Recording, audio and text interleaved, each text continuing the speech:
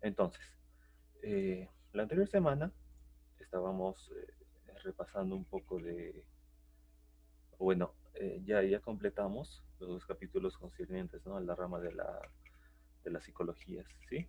De tal manera que nos quedó en claro que, por un lado, estaba la psicología académica, con la psicología general, la diferencial, la evolutiva, la psicobiología, la psicología social, psicolingüística y la psicopatología, ¿sí? Todas estas ramas de la psicología académica pues se caracterizan, como su mismo nombre indica, por ser de un carácter más teórico, ¿sí? Básicamente esa es la premisa, la premisa. Ahora, por otro lado, frente a esa psicología académica, tenemos una psicología aplicada. Esta psicología aplicada, como su nombre indica, es algo más pragmática, más aplicable, más técnica. Y en ese sentido, pues lo que nosotros podemos encontrar en la realidad es que muchos de los psicólogos actualmente se desempeñan en alguna de estas ramas, ¿sí?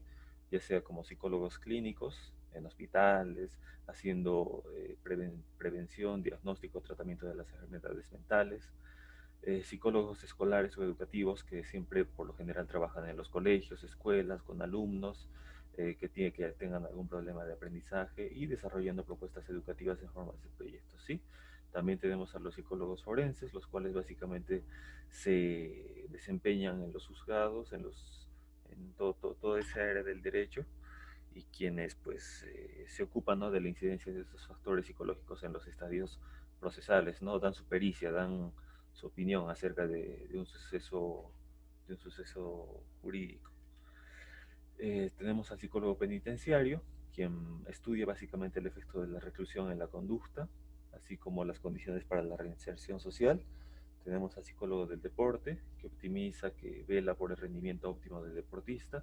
Al psicólogo político, que analiza los componentes de la actitud en los políticos. Y finalmente al psicólogo organizacional o industrial o del trabajo. Cualquiera de esos tres nombres, que básicamente se encarga de estudiar, aportar soluciones a los problemas que se plantean en los procesos del trabajo, ¿no?, en las empresas, ¿sí? Básicamente eso era el repaso. Ahora, para la clase de hoy tenemos a las escuelas de la psicología. Y pues básicamente estas escuelas de la psicología son corrientes que han ido surgiendo a lo largo de la historia de la evolución de la psicología. Pues vamos a ver que muchas de estas se dan incluso antes o después de la constitución oficial de la psicología, ¿no? Eh, claro, teniendo en cuenta que esta fue oficialmente fundada, o bueno, oficialmente declarada ciencia con la fundación del laboratorio de Leipzig, ¿no?, en Alemania, por Wilhelm Wundt. Entonces, todas estas escuelas son parte en realidad de la historia de la psicología, y como vamos a ver, algunas a la actualidad se siguen aplicando y otras también han dejado ya de ser aplicables porque se ha verificado la invalidez de sus estudios, ¿no? Pero a ver, lo vamos a ver. En todo caso, la primera escuela que les voy a comentar ahora es el estructuralismo, ¿sí? Y vamos a ver, antes de que continúe con el estructuralismo, que cada escuela va a manejar una definición diferente de psicología. Y como les comentaba antes, ¿no? Les comentaba que había muchas definiciones de psicología y muchos objetos de estudio también, así como métodos, acorde a la estructura, acorde a la escuela, acorde a la corriente psicológica, ¿sí? Pero no, a pesar de que yo les vaya a mencionar otros conceptos de psicología, siempre quedémonos con el primero, ¿no?, que es el estudio de la mente y los procesos mentales, ¿sí? Bueno, entonces, el estructuralismo fue la primera corriente psicológica que básicamente definió la psicología como aquella que estudia la estructura de la mente, ¿no? Y cuando se refería a la estructura de la mente, se refirió básicamente a los elementos de la conciencia. Como los fundadores de esta escuela, en primer lugar tenemos a Edward Titchener, alemán, y a quien creó el laboratorio, ¿sí?, el primer laboratorio experimental de psicología, a Wilhelm Wundt, al que se le considera el fundador de la psicología. Esos dos fueron los considerados precursores del estructuralismo. Entonces, para ellos, la conciencia vendría a ser la suma total de las experiencias de una persona.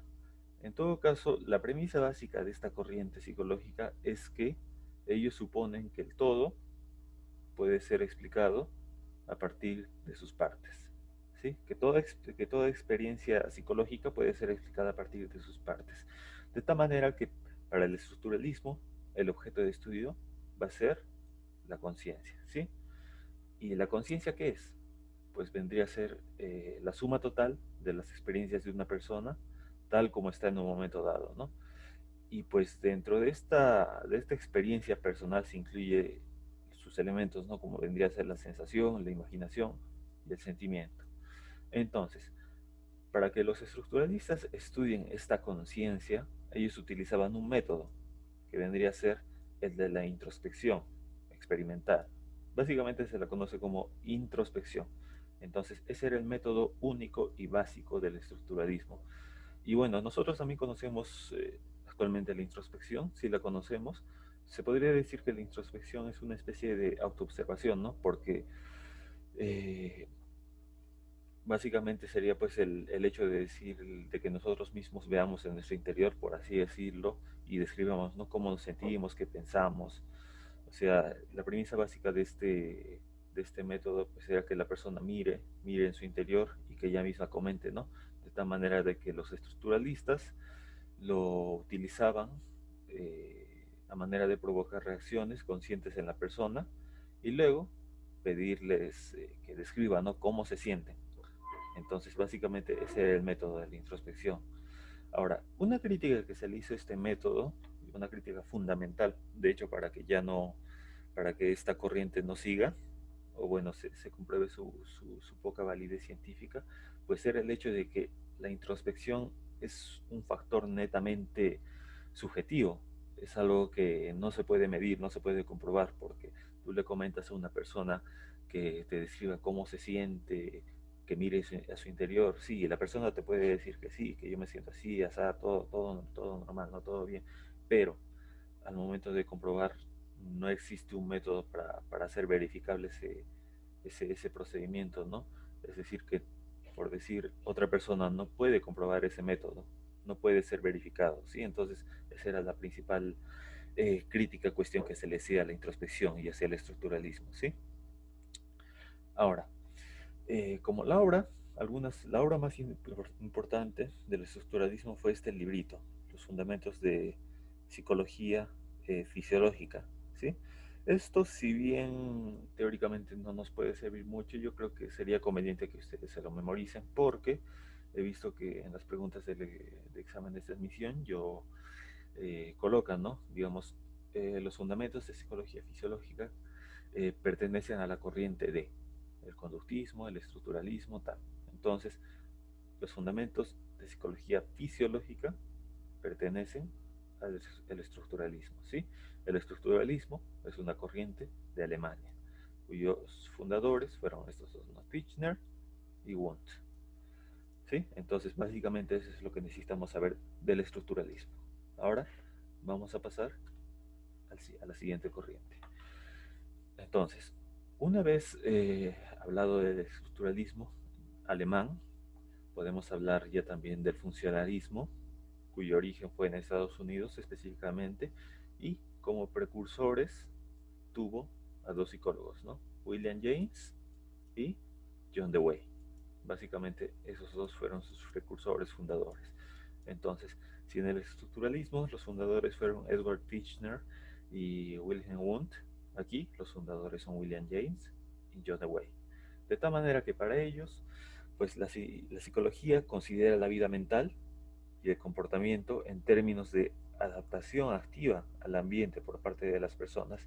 Es decir, que en esta corriente, pues la conciencia, que era sujeto de estudio también, al igual que en el estructuralismo, va a ser redefinida, ¿no? A pesar de que tanto en el estructuralismo como en el funcionalismo el objeto de estudio sigue siendo la conciencia, aquí se diferencia porque se interesa más por el estudio de las operaciones que vaya a tener la conciencia que por su contenido o estructura, ¿sí? Entonces, algo que podemos añadir aquí al estructuralismo es que aquí se preocupaban por estudiar la conciencia, sí, pero se preocupaban por estudiar el contenido o la estructura de la conciencia. tomando en cuenta estos elementos, ¿no? La sensación, la imaginación y el sentimiento. A diferencia del funcionalismo, que se preocupaba más por la operación, por el proceso que hacía la conciencia, ¿no? Porque ellos creían que esta conciencia cumple o cumplía una función adaptativa, en el sentido de que a través de la conciencia nosotros podemos adaptarnos al entorno, al medio en que nos encontramos, ¿sí? De tal manera que para los funcionalistas los métodos más utilizados van a ser la experimentación y la psicometría, la extrospección y la introspección. Entonces, si bien la introspección es un método, el único método netamente utilizado por los estructuralistas, aquí ya vamos a ver que se están incrementando, se implementan nuevos métodos, ¿no? Como la experimentación, la psicometría, la extrospección y la introspección, a fin de hacer sus estudios más científicos, ¿no? Porque ya vieron las críticas que se le hizo al estructuralismo y pues en vista de ello ellos adaptaron, escogieron nuevos métodos, ¿no? Ahora, algo novedoso de esta corriente fue que ellos fueron los primeros en usar los famosos test psicológicos, y este uso de estos test psicológicos se le conoce en una sola palabra como la psicometría, ¿sí?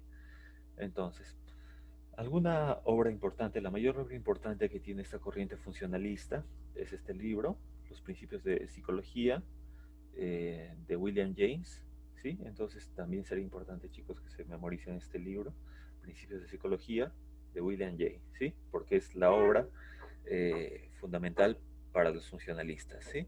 Ahora, algo que yo pueda agregar a esta corriente es que ellos tenían una fuerte carga o una fuerte base naturalista. ¿A qué me refiero con esto?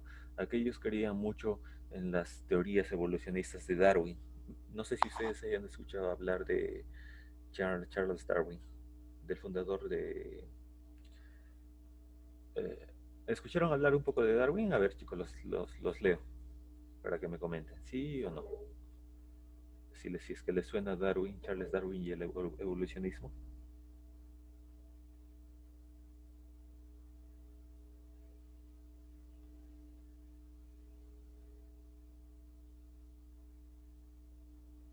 Eh, Chicos, chicas, ¿están ahí?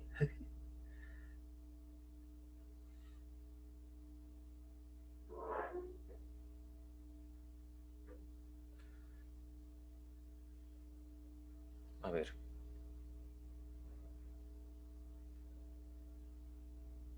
ay, no me responden, chicos. A ver, les comentaba, bueno, para aclarar un poquito más. Esta corriente tuvo una fuerte influencia del evolucionismo de Darwin, ¿sí? Este evolucionismo de Darwin, si bien no es un tema de la psicología, neto de la psicología, pues comentaba de que en toda la cadena evolutiva, los seres, los seres que alcanzaban a sobrevivir, desarrollarse y evolucionar, pues no eran aquellos seres que eran considerados los más fuertes, ¿no? En términos de fuerza física, ¿no? Tampoco eran los más débiles, ¿no? Sino era, a fin de cuentas, los seres que eran capaces de adaptarse a su entorno, ¿no? Un entorno continuamente cambiante. Entonces, básicamente para Charles Darwin, todo ser que supiera que adaptarse a su entorno seguiría esta cadena evolutiva, a diferencia de quienes no consiguieran esto, ¿no? En ese sentido, pues para los funcionalistas, la persona, a través de la conciencia, se logra adaptar al medio ambiente, ¿no? Al ambiente que los rodea. Y por eso se considera que nosotros pues continuamos con la cadena, con el desarrollo evolutivo, ¿no? Porque somos considerada, no somos necesariamente una especie fuerte o débil, ¿no? Pero somos una especie, el ser humano es un ser que se adapta a lo entorno, a su entorno y al tiempo, a los tiempos que vamos viviendo, ¿no? Bien, entonces a eso yo me quería, eso quería comentarles, chicos, por si es que en alguna pregunta viniese que Charles Darwin influenció en qué corriente psicológica, influenció en el funcionalismo, ¿sí? Bien. Ahora, habiendo hablado ya del estructuralismo y del funcionalismo, ya también tenemos a la reflexología. Y si anteriormente el estructuralismo se daba en Norteamérica, el funcionalismo en Norteamérica, perdón, el estructuralismo en Alemania, el funcionalismo en Norteamérica, la reflexología se va a dar en la URSS. En la, bueno, la URSS actualmente sabemos que ya no existe, es Rusia, pero en esos tiempos pues era la Unión de Repúblicas Socialistas Soviéticas, ¿no? Entonces, como precursores de esta corriente reflexológica tenemos a Iván Petrovich Pavlov y a Iván Mikhailovich Sechenov, ¿sí? Yo sé que estos nombres son un poquito difíciles de memorizarse, pero yo creo que básicamente cualquier nombre, si les preguntan por algún teórico de alguna corriente psicológica, basta con que ustedes vean un nombre ruso como el que tenemos aquí y ustedes ya van a saber que se trata de la reflexología, ¿sí? Pavlov y Sechenov. Basta con memorizarse esos dos nombres, ¿sí? Entonces, para estos reflexólogos, la psicología pues vendría a ser el estudio de las funciones cerebrales que reflejan la realidad objetiva. Y es que cabe mencionar que estos dos en realidad no eran psicólogos, ¿no? Pavlov no era un psicólogo, Sechenov tampoco era psicólogo. Ellos en realidad eran fisiólogos. Entonces, para ellos, fisiólogos, el objeto de estudio pues de la reflexología pues eran los reflejos y para ello para estudiar estos reflejos, ellos utilizaban el método experimental y objetivo, ¿no? Objetivo en el sentido de que es algo que se puede ver, se puede observar, ¿no? Y experimental es algo, pues, algo que sometían a experimentación. Ahorita ya lo vamos a ver, ¿no? Entonces, como les comentaba, si bien estos personajes no fueron psicólogos, pues abordaron temas muy interesantes para la psicología. Ahorita ya vamos a ver por qué. Pero antes de ello, eh, ellos crearon o dieron pautas de dos conceptos importantes, ¿sí? Ellos mencionaron un primer sistema de señales y un segundo sistema de señales. El primer sistema de señales, pues básicamente era la relación por el cual en el sistema nervioso central, en especial en el cerebro, sostiene que hay una asociación de estímulo-respuesta, ¿sí? Este primer sistema de señales básicamente se encuentra en todo ser vivo, porque todo ser vivo pues tiene un sistema nervioso central, en todo ser vivo también hay una asociación entre estímulo y respuesta, ¿sí? Pero lo que nos distingue a nosotros, los seres humanos, sería el segundo sistema de señales, que no es sino el lenguaje verbal o simbólico, ¿no? Porque nosotros somos los únicos que podemos reaccionar ante los estímulos que nosotros mismos nos vamos generando y también los podemos transmitir, ¿sí? Entonces, el segundo sistema de señales sería el lenguaje y es propio, único del ser humano. Bajo esas premisas, pues, a ver, ahorita les explico eso, pero el, el condicionamiento clásico o pavloviano, si bien es una técnica más usada por el conductismo, fue desarrollada en primera instancia, como su nombre indica, por Pavlov, ¿sí? El fisiólogo ruso Pavlov. De tal manera, no sé si ustedes alguna vez ya les habrán explicado esto, pues no sé si sí o si no, pero aquí vamos. Para Pavlov, eh, Pavlov desarrolló el condicionamiento clásico, que no es sino una forma en que los seres, ya sea animales o humanos, aprendemos, ¿sí? Y para ello Pavlov experimentó con un perrito, ¿sí? De tal manera que él vio que cuando él le proporcionaba comida a un perrito, el perrito salivaba, ¿sí? Entonces, él denominó a la comida un estímulo, un EI. ¿Qué es un EI? Un estímulo incondicionado. Y a la salivación que hacía el perrito producto de enseñarle esta comida, lo denominó respuesta incondicionada. Entonces, ¿por qué incondicionado? Porque estímulo, porque hay una relación innata, natural, entre, a ver, permítame un momento, entre la comida y la salivación. Es una relación innata, natural, ¿sí? ¿Por qué? porque no ha habido alguna aclaración artificial. Es natural que a cualquier ser vivo que tú le presentes una comida, pues cuando tiene hambre, en este caso el perrito en este caso saliva, ¿no? Hay una relación natural, y por eso se le concibe pues como un estímulo incondicionado a la comida y una respuesta incondicionada a salivación, ¿sí? Entonces, lo primero que observó Pavlov fue esto, que había una relación entre la comida y la salivación. No obstante, él continuó experimentando y ya también le mostró al perrito una campana. Y cuando se le enseñó al perrito esa campana, pues no había ninguna respuesta del perrito. ¿Por qué? Porque la campana sería un estímulo neutro. Ese estímulo neutro pues se distingue porque no tiene alguna respuesta, alguna relación natural, a diferencia del estímulo incondicionado como vendría a ser la comida. Entonces esta campana no provocaba ni una respuesta al perrito. Tú le enseñas al perrito una campana, le hace sonar todo, pero el perrito sigue igual, sigue estático, ¿sí? No hace ninguna respuesta. Pero entonces la, la genialidad de Pavlov se ve en esta parte, en la tercera parte, cuando él presenta al perrito a la vez la comida, es decir, el estímulo incondicionado, y la campana, que era en un inicio el estímulo neutro, de tal manera que por el lado de la campana el perrito no provocaría, no daría ninguna respuesta, ¿sí? Pero por el lado de la comida el perrito va a salivar, ¿sí? Entonces él juntó estos dos estímulos en un solo evento y provocó en el perrito la salivación, que inicialmente solo se daba con la comida. Entonces, juntando estos dos estímulos, uno incondicionado y uno neutro, Pavlov fue capaz de condicionar al perrito. ¿Cómo así? De tal manera que al haber juntado esos dos estímulos, para la siguiente vez que él aplicó esta técnica, él simplemente mostraba la campana al perrito y él ya salivaba,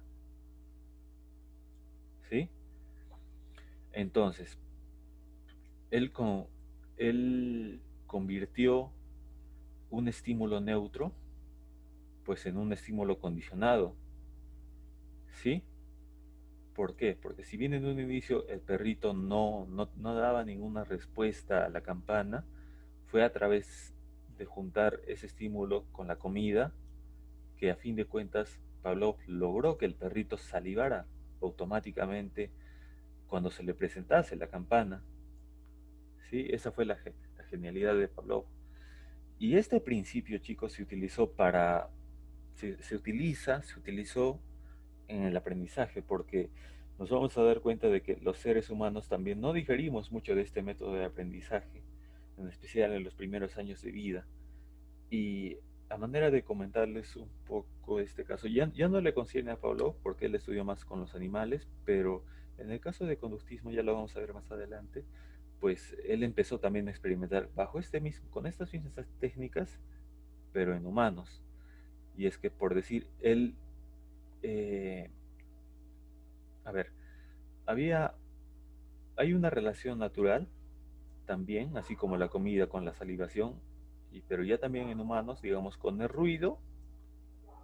eh, a ver, un momentito. Me voy a, para explicarles un poquito más de cómo funciona este condicionamiento, ¿sí? De que por decir, el ruido podría ser un estímulo incondicionado. Y lo que provoca, la respuesta que provoca en los seres humanos, por decir, es una sensación de malestar, ¿sí? Pero particularmente en el caso de los bebés,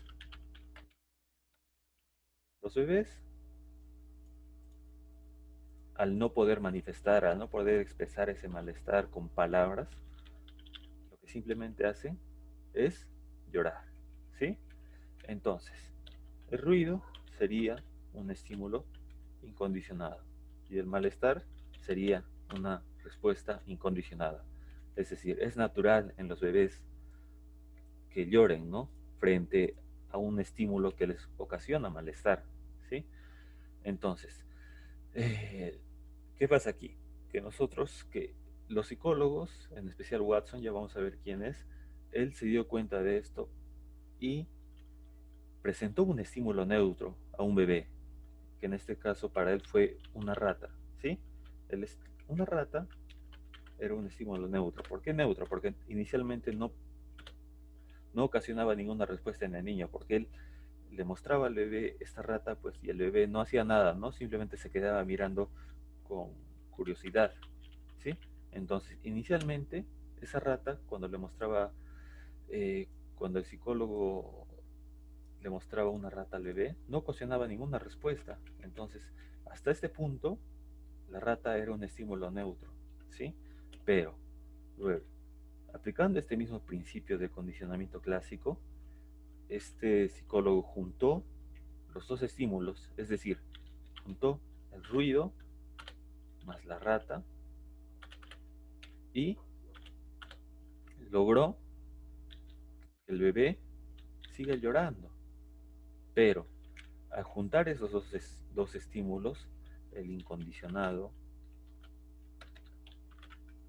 y el condicionado, o el neutro, perdón, logró que el bebé asociase la rata a esa conducta en específico, de tal manera que cuando simplemente se le mostraba al niño, o al bebé, perdón, la rata, el niño simplemente la veía y lloraba, ¿sí? Eso fue lo que logró. Y bueno, aquí hay muchas cuestiones éticas que debatir, porque a fin de cuentas esto fue muy criticado en la historia de la psicología, porque lo que se logró, a pesar de que se logró comprobar la eficacia de este método de aprendizaje, pues en el niño lo que provocó fue un trauma, y el niño pues no sabía por qué simplemente ante la mera muestra de una rata él ya empezaba a llorar, le provocó un trauma, ¿no? Pero básicamente fue una premisa, una novedad, estos estudios acerca del condicionamiento clásico. Pues si bien Pavlov lo estudió en animales, los conductistas ya lo aplicaron en seres humanos. Y pues de esta manera muchos aprendemos por asociación sin que nos demos cuenta, ¿no?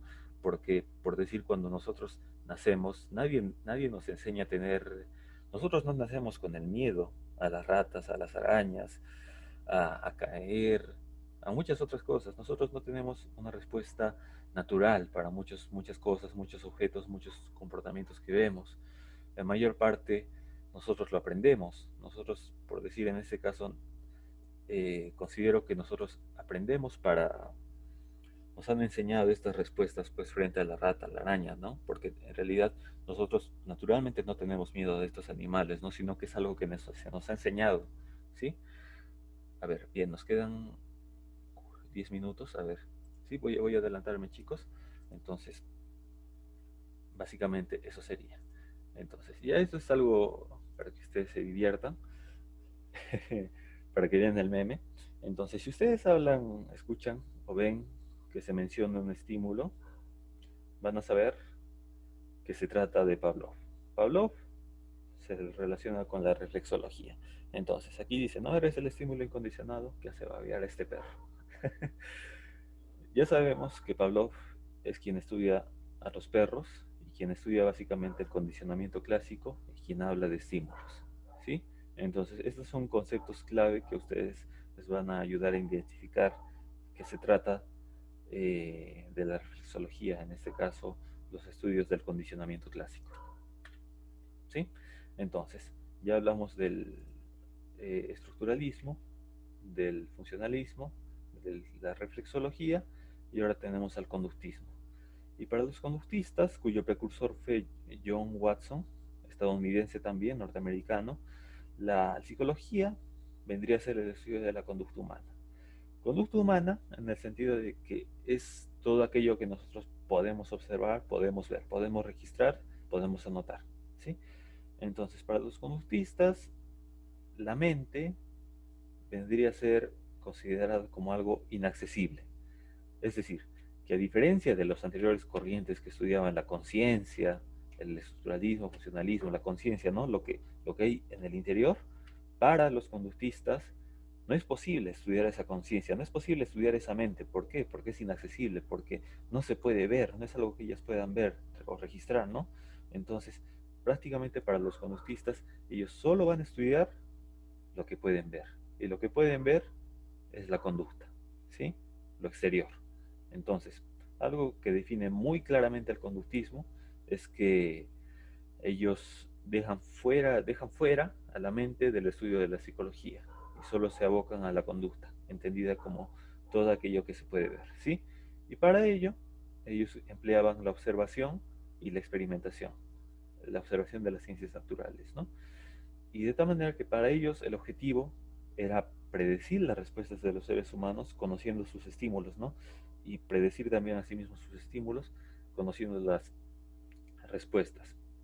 Por decir, aquí tenemos un ejemplo muy clásico del estímulo y la respuesta. Por decir, el estímulo podría ser una lluvia y la respuesta que ocasiona ese estímulo de la lluvia sería pues básicamente que el ser humano busque un paraguas o que se proteja con algo. Entonces vamos a ver que los conductistas toman mucho del condicionamiento clásico, que si bien es de Pavlov, ellos ya lo van a empezar a utilizar en seres humanos, como yo les mencioné aquí el caso del bebé, ¿no? Y del bebé y el ruido. ¿Por qué? Porque de hecho fue este señor John Watson quien experimentó en los bebés y de hecho quien hizo ese experimento. Concretamente fue Watson quien relacionó pues el ruido, el bebé y la rata, ¿no? Y quien logró generar estas respuestas, esta respuesta condicionada, ¿no? De que el niño apenas viera una rata, él empezara a llorar, ¿sí? Entonces fue John Watson quien empezó la experimentación en bebés y de hecho también se le criticó mucho por esto. Pero bueno, básicamente eso sería lo relacionado al conductismo. Ahora pasamos ya también a la psicología de la forma o la psicología Gestalt. Gestalt es el nombre básico para esta corriente, que es un término alemán y que significa en realidad la forma, no la organización. Como precursor de esta corriente tenemos a Max Wertheimer, alemán también, y prácticamente para esta psicología de la Gestalt, la, la, la experiencia, o a ver, ¿cómo se los comento? Ellos más que todo se dedican al estudio de la percepción, pero básicamente la premisa básica para ellos es que el todo es más que la suma de sus partes. Y aquí nos vamos a dar cuenta de que tanto el estructuralismo, mira, aquí también el estructuralismo nos mencionaba, ¿no? Que el todo podía ser explicado, ¿no? A partir de sus partes. Ellos buscaban los elementos, los estructuralistas buscaban los elementos, pero aquí los psicólogos de la Gestalt consideraban que no era posible estudiar estos elementos así de manera individual. Por ello, ellos decían que el todo es mayor que la suma de sus partes, a diferencia de los estructuralistas, ¿no? Que ellos veían, ¿no? Que se podía estudiar las partes para llegar de esa manera a estudiar el todo. Entonces, prácticamente los psicólogos de la Gestalt dicen lo opuesto de los estructuralistas, ¿sí? Entonces, estos psicólogos, más que todo, se dedicaron al estudio de la percepción, ¿sí? Ellos vieron a través del fenómeno phi, esta imagen que tenemos aquí, y si ustedes, si es que miran detenidamente esa imagen, quizá puedan ver que hay movimiento, ¿no? A ver, se me ocurre decirles que ustedes miren unos 5 o 10 segundos fijamente esta imagen, y muy probablemente muchos de ustedes vean o crean ver que la figura se está moviendo, pero la realidad es que no es así, ¿no? Pero este fenómeno le resultó muy curioso porque pues se está poniendo en tela de juicio muchas nociones que nosotros teníamos acerca de la percepción. Y pues de tal manera que esta imagen, este fenómeno de que nosotros aparentemente veamos movimiento en esta imagen, se le denomina el fenómeno phi, o el movimiento aparente, ¿no? Entonces, el principal aporte de esta psicología de la Gestalt, pues, es al estudio de la percepción, ¿no? Incluyendo una serie de leyes, como la ilusión del movimiento, de la figura fondo, la constancia perceptual, las leyes de agrupación, que ahorita también se las voy a explicar, ¿sí? Entonces, la obra fundamental de esta corriente fue La mentalidad de los monos, publicada por Kohler en 1925. Entonces, bien, Ahora, algo que me gustaría que se les quede, chicos, es que no hay otra corriente que haya contribuido más al estudio de la percepción que la psicología de la Gestalt. Y ahora lo vamos a ver, ¿sí? Entonces, estos psicólogos proporcionaron una serie de leyes que nos ayudaron a entender cómo funciona la percepción, ¿no? Yo ya les había comentado que la percepción, pues, es la captación de un estímulo que es interpretada por el cerebro, ¿no? Pero aquí ellos ya lo desarrollan mucho más. ¿Cómo así? Lo vamos a ver. En esta simple palabrita gestalt, vamos a ver que se cumplen muchas leyes de la percepción, como la ley del cierre. ¿A qué me refiero con esta ley? Que toda imagen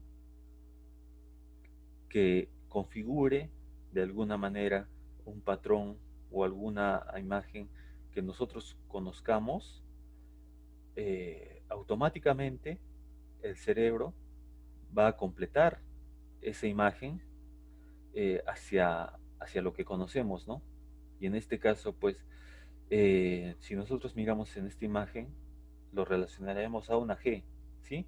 Simplemente lo estaremos relacionando, a pesar de que no haya nada, esté en blanco, a pesar de que si simplemente yo te digo que esto simplemente es una curva, eso también es otra curva, no tiene nada que ver, por la ley de percepción del cierre, nuestro cerebro tiende a ver estos objetos como uno solo, ¿no? De tal manera que el resultado es que nosotros veamos una G acá, a pesar de que no necesariamente sea esto, ¿sí?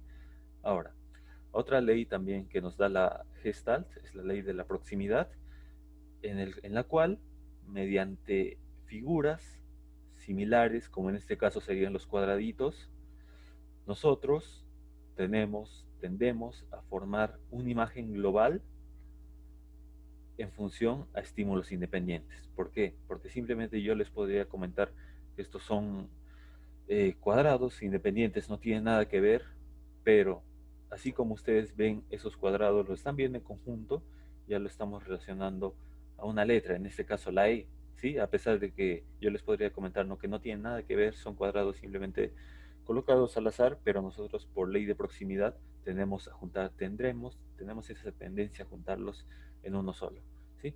Ahora chicos, creo que me queda menos de un minuto para terminar la clase. Coméntenme, ¿continuamos o lo dejamos para la siguiente clase? Porque ya me queda menos de un minuto para acabar la reunión, porque el Zoom ya no me permite hacer más.